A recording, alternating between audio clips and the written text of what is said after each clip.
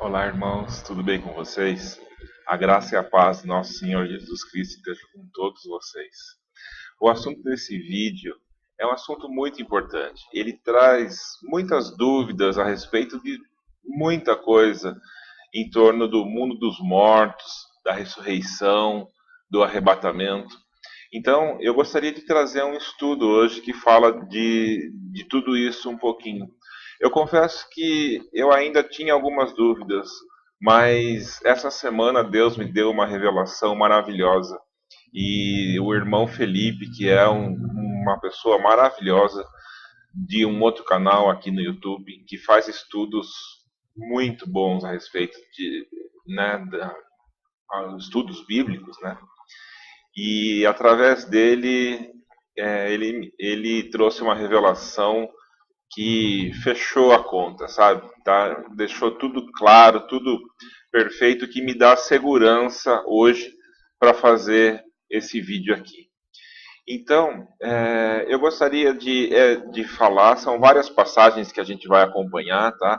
Anote aí, pegue sua Bíblia para a gente acompanhar essas passagens, porque todas elas, e existem muitas outras. Eu separei aqui as principais para que a gente consiga ter a visão do que acontece com a gente depois, né, que a gente dorme, depois da morte. E tem muita confusão a respeito disso. Uns pensam que a gente morre e vai para o céu, que seria o pensamento comum, né, das pessoas. De uma maneira geral, a religião incutiu isso em todos nós. Outros acham que a gente fica num estado de morte mesmo, né, sem consciência nenhuma, até o dia da ressurreição. E aí, fazendo estudos, analisando tudo, e através dessas passagens que eu vou passar para vocês, a gente vai entender como é o mecanismo. E no fim, eu vou tentar passar uma sequência do que acontece na vida da gente até a redenção e até a gente chegar à eternidade. Ok, irmãos?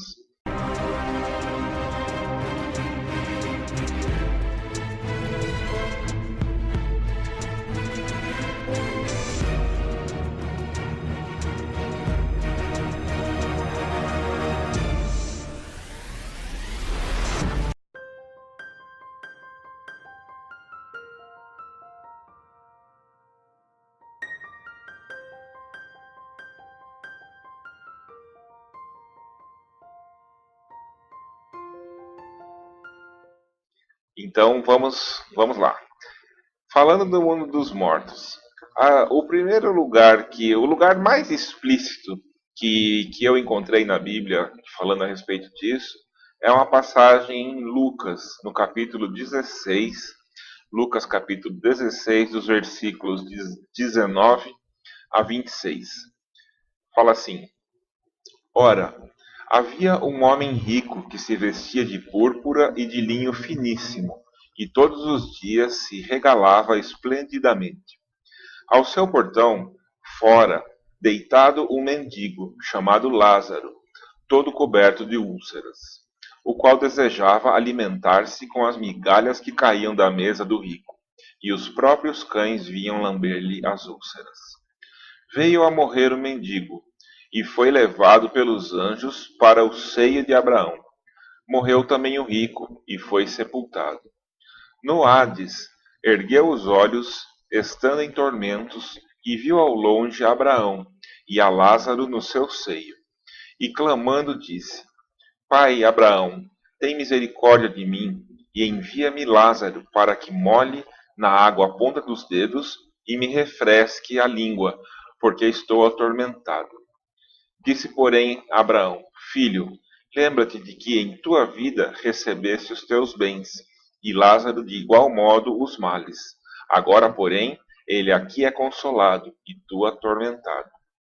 Além disso, entre nós e vós está posto um grande abismo, de sorte que os que quiserem passar daqui para vós não poderiam, nem os de lá passar para cá. Ok? Essa passagem fala desse mundo dos mortos. Em grego, isso é chamado de Hades. Aqui no versículo 23, em algumas traduções vai estar no inferno, que né, falando do homem rico, que no inferno ele ergueu os olhos. Essa palavra inferno é uma tradução um pouco errada. Na verdade, a tradução aqui é Hades, que seria o mundo dos mortos. Ok?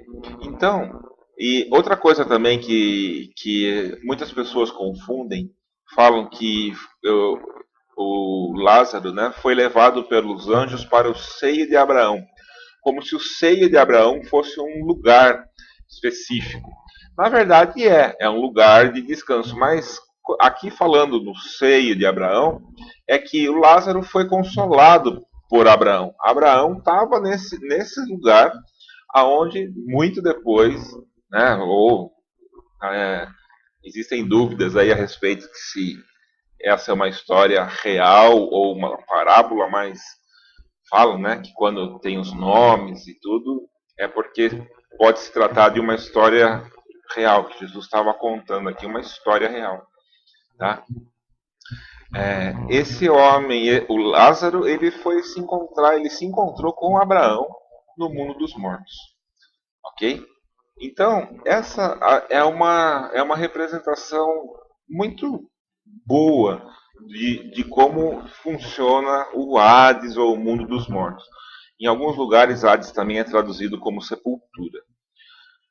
Mas existe uma palavra em grego, eu não me lembro agora qual é, para sepultura. Tá? Então, de modo que Hades, a tradução melhor não seria a tradução, seria o mundo dos mortos. Tá? Alguns lugares traduzem para inferno, outros lugares para sepultura. Se você analisar o contexto, Hades se trata do mundo dos mortos. Ok? Então, a gente consegue entender aqui mais ou menos qual é o mecanismo desse lugar. Então, existe, de um lado, um lugar de tormentos, tá? Que as pessoas que morreram e que não têm Cristo, não foram salvas, né? Não entenderam a lei, os profetas, os mandamentos, enfim, foram para esse lugar, vão para esse lugar no mundo dos mortos, dentro do Hades, que é um lugar de tormentos. Existe um outro lugar dentro desse mesmo Hades, que é um lugar de conforto, de descanso, de tranquilidade. É onde vão as pessoas que morrem em Cristo, que dormem em Cristo. Depois nós vamos ver passagens aqui, onde Paulo fala que os que dormem em Cristo, né? Os que dormiram em Cristo, ou seja, os que morreram tendo Cristo, os profetas, os mandamentos, tendo sido salvos, vão para esse lugar de descanso, que é um estágio intermediário, dentro do Hades, no mundo dos mortos.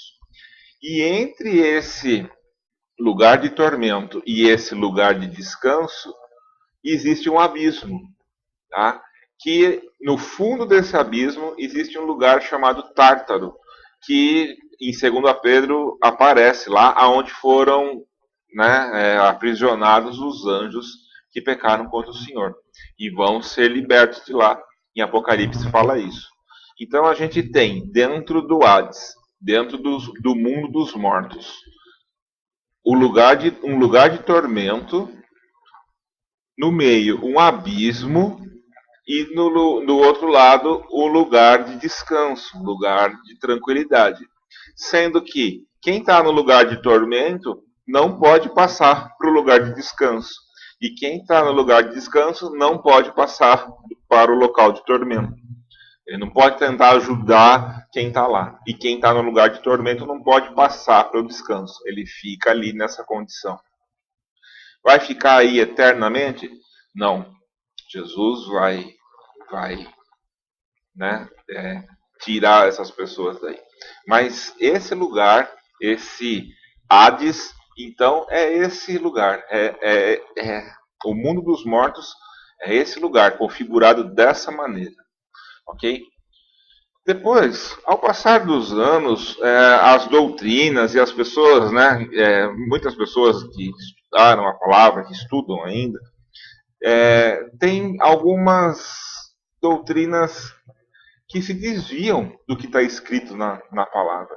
E muitas coisas também têm erros de tradução. As palavras em grego, em próprio hebraico e depois grego, quando traduzidas, perderam um pouco do seu contexto.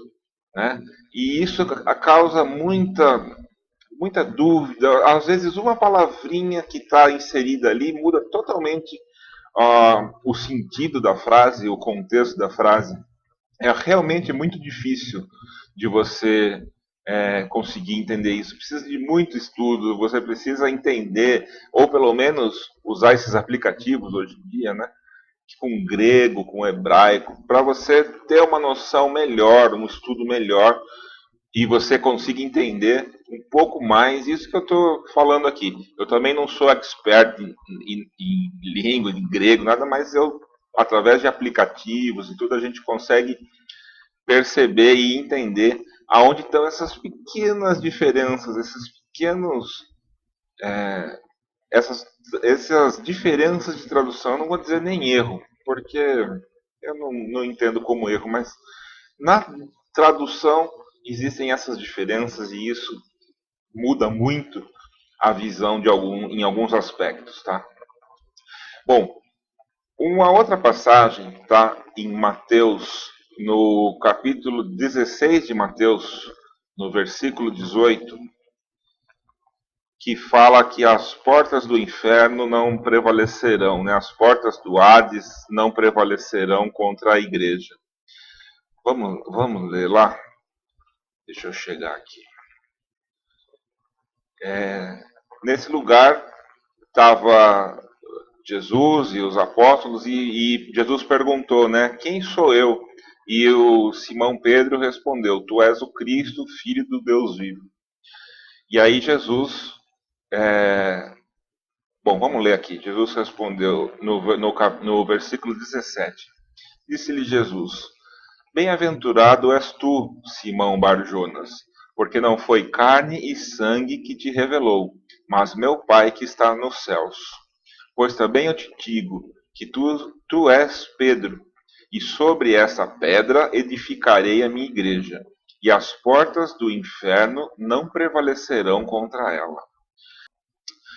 Essa passagem é uma passagem muito controversa, tem muita doutrina aqui, né? Principalmente da Igreja Católica, que fala que Pedro foi o primeiro Papa, então indicam essa passagem para dizer, né, olha, o próprio Jesus falando que tu és Pedro e sobre essa pedra edificarei a minha igreja. E na verdade, quando você vai buscar o grego, isso está falando que, né, fala assim, Pedro, eu te digo que tu és Petros, que é um seixo, é uma pedrinha, aquela pedrinha que você encontra no fundo do rio. Você é Petros, essa pedrinha pequenininha. E sobre essa pedra, que era um lugar em Israel, eu vou ver se eu consigo colocar a imagem aí na edição do vídeo, porque eu tenho essa imagem, que é uma pedra gigantesca, aonde tem a entrada de uma caverna. E a tradição em Israel era que esse lugar era a entrada do Hades. E eles estavam tendo essa conversa justamente nesse lugar. E aí Jesus fala: Você é Petros, e sobre essa Petra, que seria aquela pedra gigantesca, enorme, que estava falando dele mesmo, de Jesus mesmo, dele próprio. Sobre esta Petra, que é aquela pedra gigante, eu vou construir a minha igreja. Tá? E as portas do inferno não prevalecerão contra ela. Essa aqui é um bom exemplo. Esse lugar, as portas do inferno, a tradução aqui é as portas do Hades, tá? Do mundo dos mortos. E aí, muita coisa sai dessa passagem. Porque algumas pessoas entendem que as portas do inferno não prevalecerão contra elas, entendem que o diabo vai estar perseguindo os cristãos e vai estar matando cristãos, e ele vai estar prevalecendo. E não é disso que se trata isso aqui.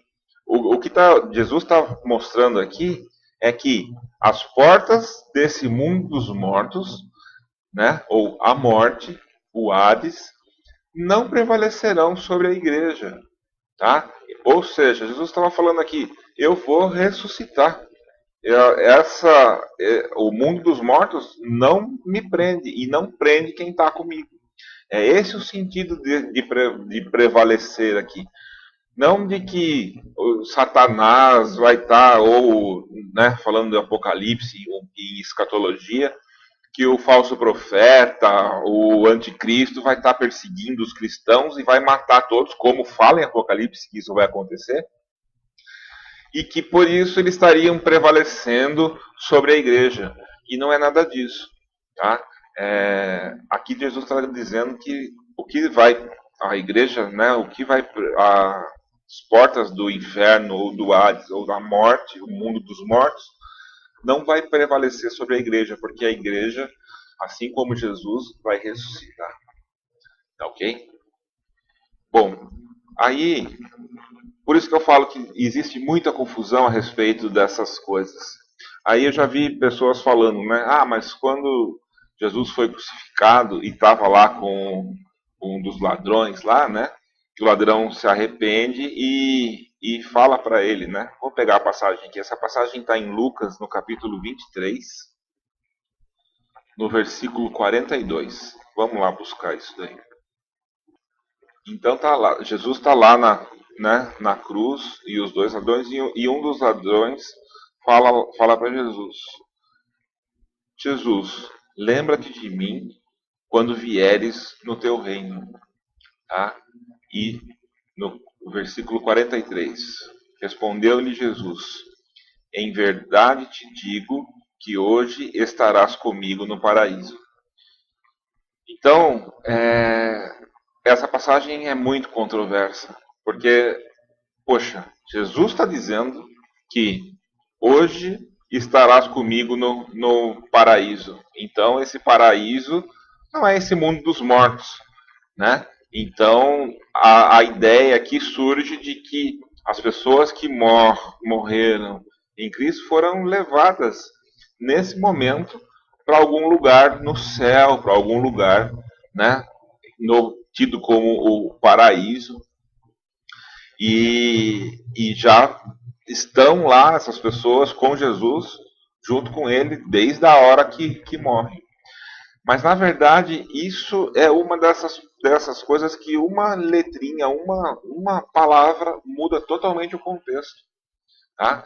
Aqui, falam que, lembra-te, né, o ladrão falando para Jesus, lembra-te de mim quando vieres do teu reino. Quando Jesus vier, esse ladrão, ele, ou por revelação do Espírito Santo, ou não sei se ele entendia alguma coisa disso, mas ele estava perguntando falando para Cristo lembrar dele quando ele viesse. E ali Jesus estava na cruz, estava crucificado. Então ele entendia, ou teve uma palavra do Espírito Santo dizendo isso. E aí que vem a controvérsia da tradução.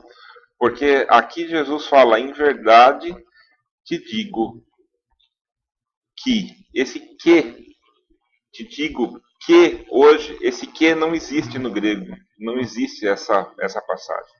Na verdade, o sentido que está falando lá, o ladrão está falando para Jesus, lembra-te de mim quando vieres no teu reino. Tá? Isso aí é lá no futuro, quando Jesus vier, lembra de mim. Jesus está falando para ele, mas eu te digo hoje uma coisa, você estará comigo no paraíso. É esse o sentido dessa frase. Tá? Jesus está dizendo, em verdade, hoje eu te digo. Né, o ladrão está dizendo para ele lembrar de Jesus quando ele vier. Jesus está falando assim, hoje eu te digo, quando eu vier, você estará comigo no paraíso. É esse o sentido disso daqui. Isso causa muita confusão. Ah, não, mas Jesus falou para o ladrão que ainda hoje ele ia estar no paraíso, então, né, esse mundo dos mortos não vai acontecer. Lembrando que Jesus, depois da crucificação, ficou, né, nesse mundo dos mortos por 3 dias. né? Se você parar para pensar isso já é uma controvérsia. Porque se Jesus estava no paraíso ainda hoje como ladrão, ele não podia ficar no mundo dos mortos por 3 dias como ele ficou, para ressuscitar ao terceiro dia, certo? Então, você percebe que não é só uma coisa de tradução, mas sim dentro do contexto todo. Que Jesus não é mentiroso, ele não ia falar para o ladrão que hoje ia estar com ele no paraíso e ia ficar 3 dias no mundo dos mortos, né? Pense nisso. Então você vê que realmente isso está fora do contexto, está fora. Essa tradução foi infeliz. Mas se a gente entender isso direitinho, ok. Jesus dizendo para o ladrão: eu te digo hoje que você vai estar comigo no paraíso. Ótimo. Todas as pessoas que morreram em Cristo vão estar com Cristo no paraíso. Não necessariamente naquele dia, tá? Isso causa muita confusão. Mas vamos em frente. Outra passagem que causa confusão está em Efésios, no capítulo 4, a partir do versículo 8. Efésios 4, no versículo 8, fala assim: por isso foi dito, subindo ao alto, está falando de Jesus, né? Subindo ao alto, levou cativo o cativeiro e deu dons aos homens. Olha, essa passagem também é muito controversa. Muita gente entende aqui que Jesus, quando ressuscitou, ele levou cativo o cativeiro. Algumas pessoas entendem que esse lugar de descanso, que seria, vamos falar, está errado isso, mas o seio de Abraão, que faz parte do mundo dos mortos, como a gente falou agora, esse lugar de descanso, seria levado com Jesus. E não é isso que está falando aqui. Estou falando que Jesus levou cativo o cativeiro. O que está dizendo aqui? Está falando que Jesus, quando ressuscitou, ele levou a morte, né? Ele venceu a morte. Ele ressuscitou. Ele levou cativo aquilo que deixava cativo as pessoas, ou seja, a morte.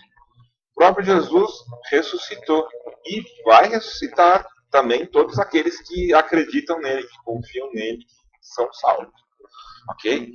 Então, esse negócio não tem nada a ver com que esse lugar do mundo dos mortos foi levado para os céus com Jesus, então lá levou cativo, o cativeiro. Não é nada disso. Está só simplesmente falando que Jesus, na sua ressurreição, levou cativo aquele que prendia, que encerrava os homens na morte. Ele venceu a morte, ou seja, ele levou cativo aquele cativeiro que prendia os homens na morte, tendo ressuscitado, desculpa, tendo ressuscitado, ok? Então, essa também é uma outra passagem que causa muita confusão. Se a gente entender isso direitinho, não tem confusão nenhuma. Simplesmente aqui está dizendo que Jesus venceu a morte e ressuscitou. Okay? Tem outras passagens, vamos lá. Vamos falar de várias aqui. Tem muito mais do que isso que eu estou falando. Mas vamos falar de bastante aqui, que é para não deixar dúvida mesmo. Em Apocalipse, no capítulo 6, a partir do versículo 9, fala das almas que estão debaixo do altar. Fala assim, Apocalipse 6, a partir do versículo 9. Quando abriu o quinto selo, vi debaixo do altar as almas dos que tinham sido mortos por causa da palavra de Deus e por causa do testemunho que deram. E clamaram com grande voz, dizendo: até quando, ó soberano, santo e verdadeiro, não julgas e vingas o nosso sangue dos que habitam sobre a terra? E foram dadas a cada um deles compridas vestes brancas, e foi-lhes dito que repousassem, olha essa palavra como é chata, que repousassem ainda por um pouco de tempo, até que se completasse o número de seus conservos, que haviam de ser mortos, como também eles. Tá? Você começa a entender aqui, olha, essas almas que estavam debaixo do altar. Isso, para compreender, precisa de um estudo um pouco mais profundo, que não dá para fazer agora aqui. Eu pretendo fazer isso no futuro, se Deus permitir que eu consiga fazer. Mas isso daqui tem a ver com as festas de Deus, com o tabernáculo. Tá? Esse altar aqui é o altar do holocausto, onde as ofertas eram queimadas para Deus. Isso aqui ficava fora, no átrio exterior, antes da tenda da revelação. Então, o templo, né, tinha esse átrio externo, onde tinha esse altar, que é onde eram oferecidos os holocaustos, as ofertas de sangue. Depois entrava na tenda da revelação, aonde tinha o menorá, tinha outro altar, tinha outras coisas lá. E depois tinha o véu, e depois na frente o Santo dos Santos, que aí sim tinha o propiciatório, a Arca da Aliança e o propiciatório em cima, onde ninguém podia entrar, só o sacerdote, uma vez por ano, para cobrir os pecados dele e depois da nação, né, por um ano. Depois fazia expiação. Tudo isso daí tem a ver com as festas, com o templo, com o tabernáculo. Então, se você não consegue entender isso, fica mais difícil. Aqui, esse altar que está falando aqui, a gente pode entender como se fosse a terra aqui. É o lugar onde é derramado o sangue, onde o holocausto, a oferta queimada, o sacrifício ali. Ok? E se a gente entender aqui, olhar debaixo do altar as almas, ou seja, no mundo dos mortos. Debaixo desse lugar, o mundo dos mortos. Mais para frente fala, foram dadas a cada um deles compridas vestes brancas, e foi-lhes dito que repousassem ainda por um pouco de tempo. Que repousassem, continuar. Aqui eles estão no mundo dos mortos. Eles ainda estão nesse estado intermediário, antes da ressurreição, aguardando a vinda do Senhor Jesus Cristo. Até que se completassem o número dos seus conservos, que haviam de ser mortos, como também eles o foram. Ou seja, mortos, no mundo dos mortos, enfim. Dá para entender aqui? Eu sei que é um pouco confuso, precisa de muito estudo para entender isso, mas é uma palavra verdadeira. Tá? Estuda sobre o tabernáculo, lá em Levítico tem todas essas passagens, esses lugares, você vai entender que essas figuras, muitas dessas figuras que estão aqui em Apocalipse, têm a ver com as festas, com o templo, com o tabernáculo. Tá? Na verdade, tem tudo a ver. Apocalipse, você não consegue entender se você não entender esses lugares, tá? Essas festas e essas cerimônias, digamos assim, que aconteciam no templo. Ok? Dito isso, a gente vai ver sobre a segunda vinda de Jesus. Como Jesus vai voltar, né? Em Mateus, no capítulo 24, o famoso capítulo 24 de Mateus, Jesus está dando no capítulo 24, versículo 30 de Mateus. Fala assim, Jesus falando: Então aparecerá no céu o sinal do Filho do Homem, e todas as tribos da terra se lamentarão, e vir o Filho do Homem sobre as nuvens do céu, com poder e grande glória. Amém. Jesus vem com poder e grande glória, não vem secretamente. Ele vem com poder e muita glória quando ele vier, tá? Então, aqui a gente vai falar disso. Eu já falei em outros vídeos do meu canal sobre arrebatamento secreto, que acontece um arrebatamento antes da tribulação, e depois acontece outro arrebatamento depois da tribulação, com os santos da tribulação. Irmão, Isso daí causa muita confusão. Eu respeito os irmãos que pensam assim. Inclusive, eu já falei aqui, uma das pessoas que eu admiro mais nesse mundo, uma pessoa que me ensinou muito do que eu sei, ele tem esse pensamento do arrebatamento secreto, do, né, pré-tribulação, pré-tribulacionista. E isso, quando a gente coloca na palavra de Deus e vê a palavra e vai, né, entender e estudar a palavra de Deus, não se sustenta. Não dá para entender dessa maneira. Eu não vou ficar falando isso aqui, mas isso é uma das coisas que refutam isso. Tá? Jesus, quando vier, ele vai vir com poder e muita glória. Ele não vem secretamente, leva tal, pessoas ficam na tribulação, depois vem de novo, leva outra, tem outro arrebatamento. Não existe isso na palavra de Deus. A gente vai ver aqui algumas coisas, algumas passagens falando, né, da segunda, a partir da segunda vinda de Cristo. E como vai acontecer isso? E como eu já disse no começo do vídeo, no final, tentar estabelecer uma sequência lógica aí desses eventos. Tá?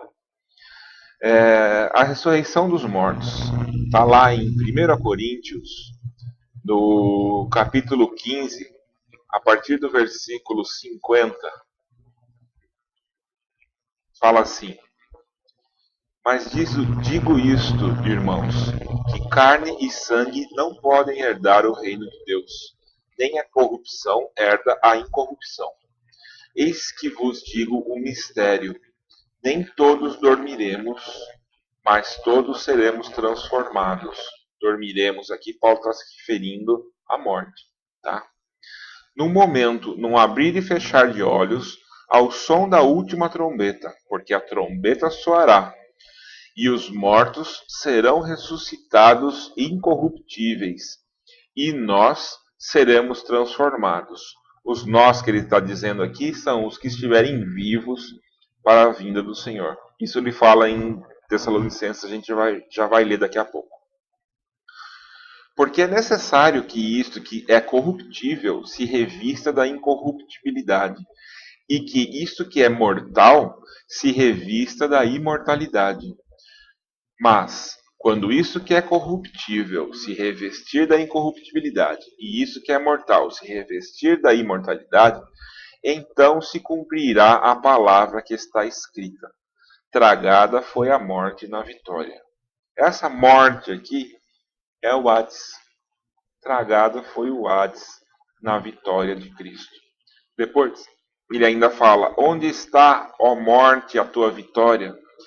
Essa morte que está aqui, em grego, é Thanatos.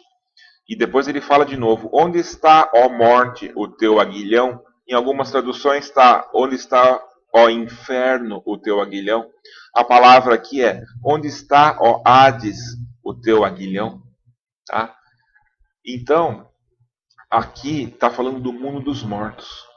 Aquele que se revestir de incorruptibilidade e de imortalidade, se cumprirá o que está escrito: tragado foi a morte na vitória. Onde está, ó Thanatos, morte, a tua vitória? Onde está, ó Hades, o teu aguilhão? Ok? O Hades, que encerra as pessoas no mundo dos mortos, das quais elas não podem sair se não tiver Cristo. Cristo que liberta, que ressuscita, que venceu a morte, que levou cativo o cativeiro, tudo as passagens que a gente já leu. Ok? E aqui está dando continuidade a isso. A respeito do arrebatamento, vamos em frente. 1 Tessalonicenses, capítulo 4, a partir do versículo 15. Fala assim: Dizemo-vos, pois, isto pela palavra do Senhor, que nós, os que ficarmos vivos para a vinda do Senhor, de modo algum precederemos os que dormem. Os que estiverem vivos para a vinda do Senhor, de modo algum precederão os que dormem. Quem que são os que dormem? São esses que estão lá com Abraão, Lázaro, as pessoas que estão nesse lugar de descanso dentro do mundo dos mortos. Essas pessoas Tá? Porque o Senhor mesmo descerá do céu com um grande brado, a voz do arcanjo, ao som da trombeta de Deus. Olha o que está acontecendo aqui na vinda do Senhor. Ele não está vindo secretamente, sem ninguém ver. Está falando que descerá do céu com um grande brado, a voz do arcanjo, ao som da trombeta de Deus. E os que morreram em Cristo ressuscitarão primeiro. Depois nós, os que ficarmos vivos, seremos arrebatados juntamente com eles nas nuvens, ao encontro do Senhor nos ares, e assim estaremos para sempre com o Senhor. Ok, irmão? É dessa maneira que vai acontecer. Os mortos ressuscitarão primeiro, tá? Os que morreram em Cristo ressuscitarão primeiro. Aonde eles estão? No mundo dos mortos, no Hades. Ok?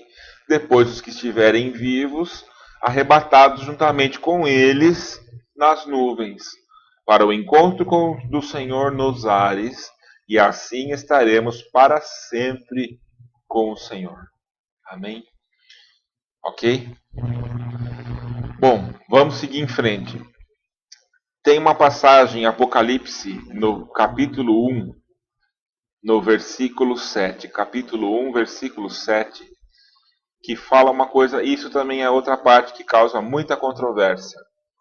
Fala assim: eis que ele vem com as nuvens, e todo olho o verá, até mesmo aqueles que o traspassaram, e todas as tribos da terra se lamentarão sobre ele. Sim. Amém. Eis que Jesus vem com as nuvens, e todo olho verá, até mesmo aqueles que o traspassaram. Vamos entender aqui, isso aqui é importante. Isso eu entendi essa semana que eu falei no começo do vídeo com o pastor Felipe. Foi maravilhoso. Fala aqui, que todo olho o verá, até mesmo aqueles que o traspassaram. Bom, aqui já começa a confusão. Se você tem muita gente que entende, que acha que Jesus Cristo já veio por causa dessa passagem, que fala que até aqueles que o traspassaram viram a volta dele, não sei como, porque ninguém viu, né? Não sei como a pessoa pode entender isso, mas tem gente que entende assim, tá? Agora vamos fazer aqui pela lógica, vamos fazer um pensamento, um raciocínio lógico. Se ele vem nas nuvens e todo olho o verá, ou seja, todo, não está falando aqui que é um, outro não, então, todo olho o verá, então já não tem arrebatamento secreto, concorda? Porque se todo olho vai ver, vai ser alguém que vai ver e outros não, todos vão ver. Até aqueles que o transpassaram. Esses que o transpassaram representam as pessoas que não vão ressuscitar, que estão, né, em algo, de acordo com o entendimento de alguns, que estão no inferno, estão em algum lugar, né, mais separado de quem é salvo. Então, tem uma ideia de que algumas pessoas estão no paraíso e as outras no inferno, e não tem ligação isso. São lugares completamente distintos para onde vão os que estão em Cristo e quem não está em Cristo está nesse lugar. Bom, se Jesus Cristo vier e todo olho vai ver, como que aqueles que estão no mundo dos mortos vão ver? Vamos pensar um pouquinho aí, né? Tem que acontecer alguma coisa. Esse evento é tão maravilhoso que todo olho verá, todos, todo mundo. Então, quando a gente entende dessa maneira que a gente está falando, que eu estou falando aqui, e que o pastor Felipe trouxe à luz, glória a Deus pelo Senhor, pastor Felipe, fala que quando Jesus vier e vai vencer, né, ele venceu a morte, ele vem para buscar os que estão no mundo dos mortos. Então, a hora que Jesus vier e se abrir ali as portas do Hades, que não prevalecerá sobre a igreja, quem também está ali no lugar de tormento, onde está o homem rico, vai estar vendo esse evento. Ele consegue ver ali o lugar onde está Abraão, onde está Lázaro. E Jesus Cristo vai estar ressuscitando essas pessoas. E quem está ali no mundo dos mortos, nesse lugar de tormento, vai estar enxergando isso, vai estar vendo isso. E então, todo olho, os que traspassaram Jesus, estão lá nesse lugar, junto com o homem rico, junto com todos os que morreram, aí sim, morreram mesmo, sem Cristo. Porque esses vão ser julgados e condenados. Isso daí já está determinado. Então, quando todo olho o verá, a hora que Jesus Cristo vier, os que vão ser ressuscitados, né, nessas passagens que a gente falou aqui, o corpo corruptível se revestirá de incorruptibilidade. Quem for transformado, quem estiver vivo, vai ser transformado. Os mortos em Cristo ressuscitarão primeiro, depois os que estiverem vivos, arrebatados, transformados e arrebatados com eles todos que morreram em Cristo, que dormiram em Cristo, para o encontro com o Senhor nos ares, e aí eles estarão para sempre com o Senhor. Ok? Todo olho verá. Aqueles que estão lá no mundo dos mortos, nesse momento é que eles vão ver. É aí que acontece a redenção. É aí a esperança que a gente tem em Cristo.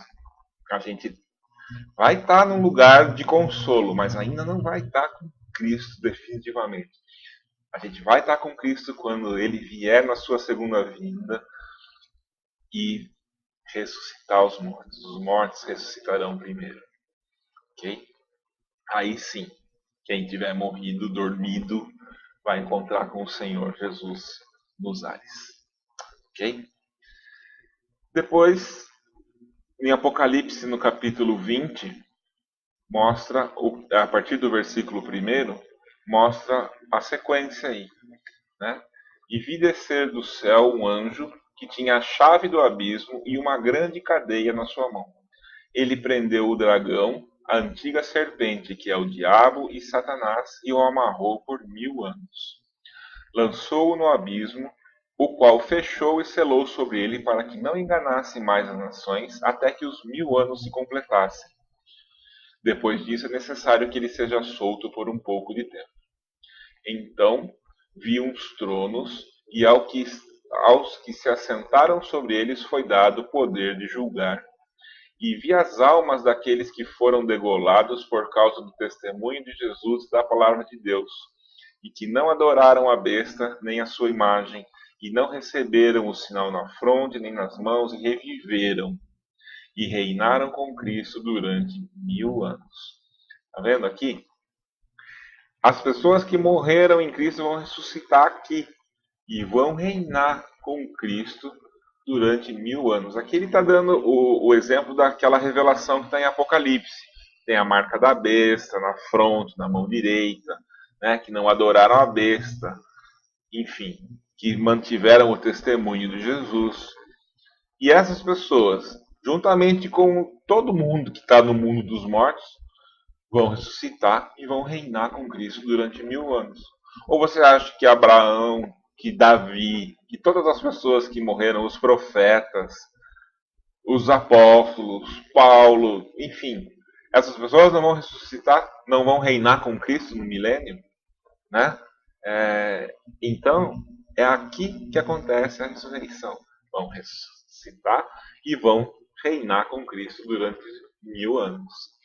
Aqui no versículo 5 continua: Mas os outros mortos não reviveram até que os 1000 anos se completassem. Esta é a primeira ressurreição. Bem-aventurado e santo é aquele que tem parte na primeira ressurreição. Sobre esses não tem poder a segunda morte, mas serão sacerdotes de Deus e de Cristo e reinarão com ele durante os 1000 anos. Okay? Bem-aventurados é os que ressuscitam na primeira ressurreição, porque vão ter duas. Primeira ressurreição vai ser essa, quando Jesus vier, vão ressuscitar os mortos, vão encontrar com Jesus nas nuvens. Essa é a primeira ressurreição. E vão reinar com Cristo durante 1000 anos. Bem-aventurado e santo aquele que tem parte na primeira ressurreição. Sobre esses não tem poder a segunda morte. O que é a segunda morte? A segunda morte é o lago de fogo. Okay? Quem morreu sem Cristo, que está lá na parte de tormentos do mundo dos mortos, já morreu uma vez e vai morrer a segunda vez quando for para o lago de fogo. Esses não têm poder, né? Eles não ressuscitam, eles ressuscitam para o lago de fogo. Quem ressuscita na primeira ressurreição? Os salvos em Cristo. Na segunda ressurreição, são os condenados. E vão viver no lago de fogo. Vão ser jogados no lago de fogo. Ok? Bom, depois disso, em Apocalipse 22, está falando da eternidade. A partir do versículo 1 até o 5, fala assim: E mostrou-me o rio da água da vida, claro como cristal, que procedia do trono de Deus e do Cordeiro. No meio de sua praça e de ambos os lados do rio estava a árvore da vida, que produz 12 frutos, dando seu fruto de mês em mês, E as folhas da árvore são para a cura das nações. Ali não haverá jamais maldição. Nela estará o trono do Deus e do Cordeiro, e os seus servos o servirão. E verão a sua face, e nas suas frontes estará o seu nome. E ali não haverá mais noite, e não necessitarão de luz de lâmpada nem de luz de sol, porque o Senhor Deus os iluminará, e reinarão pelos séculos dos séculos. Aqui é o final, né? É onde se entra na eternidade. Estarão com Deus, com Jesus, para sempre. Aqui é a eternidade. Lembrando que a eternidade não é contagem de tempo, tá? É um negócio muito mais maravilhoso do que isso. A eternidade pode ser num momento, mas isso são outras conjecturas aí que eu não vou falar, não quero falar agora, tá? Então, você consegue entender, irmão, que essas passagens que tratam do mundo dos mortos, do arrebatamento, de tudo isso que a gente falou durante o vídeo, se a gente entender de acordo com o que está escrito verdadeiramente na palavra de Deus, as coisas ficam bem mais simples. Não precisa complicar, porque se você entende como que existe o arrebatamento secreto, a primeira ressurreição então acontece antes da tribulação. Depois tem a tribulação. Quando Jesus volta, no final da tribulação, tem outra ressurreição. Seria a segunda. Não acontece isso. Só está falando da primeira ressurreição e da segunda. E aí teria que haver uma terceira. Não há. Tá?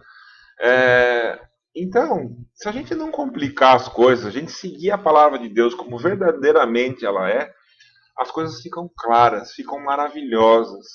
Todo olho verá. Isso foi a revelação mais linda que eu tive nos últimos, 5 anos.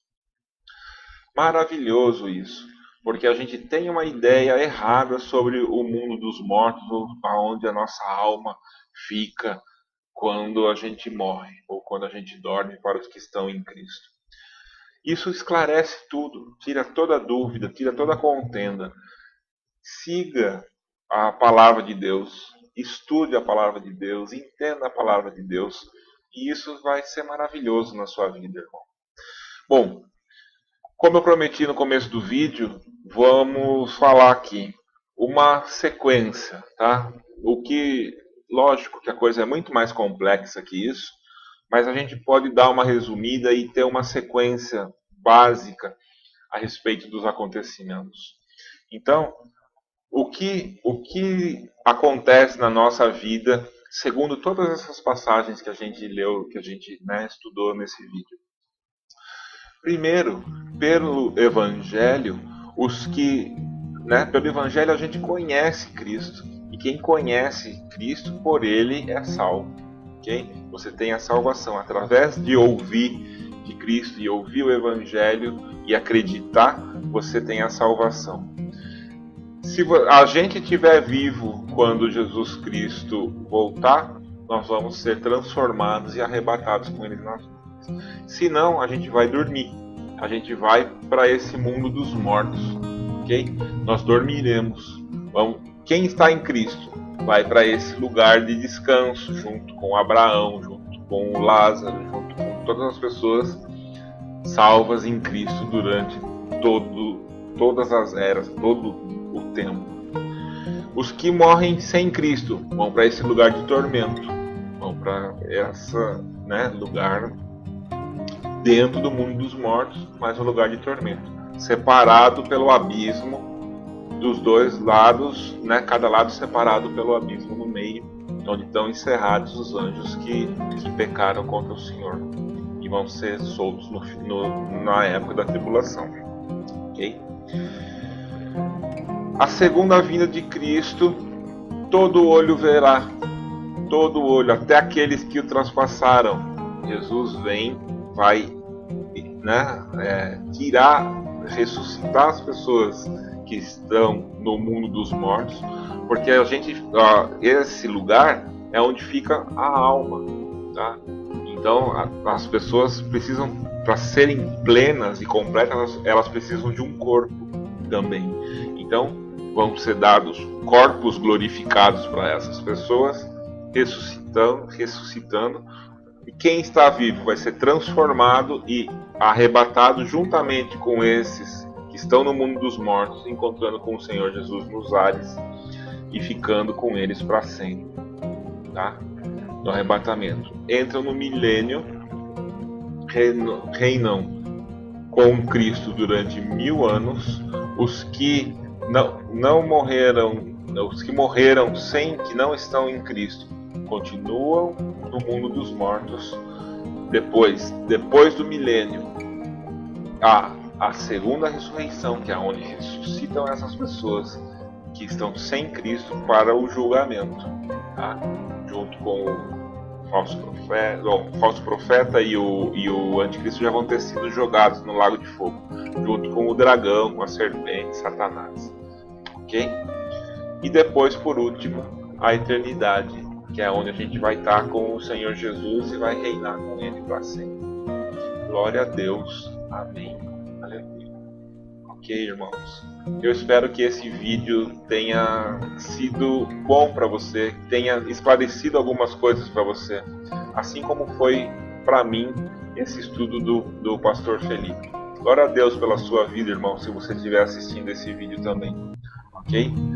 Que Deus abençoe a semana de todos vocês, que a gente entenda que a nossa vida não é em vão quando a gente está em Cristo. Cristo venceu a morte e vai levar com Ele aqueles que creem. Ok? Fiquem com Deus, uma ótima semana a todos e até o próximo.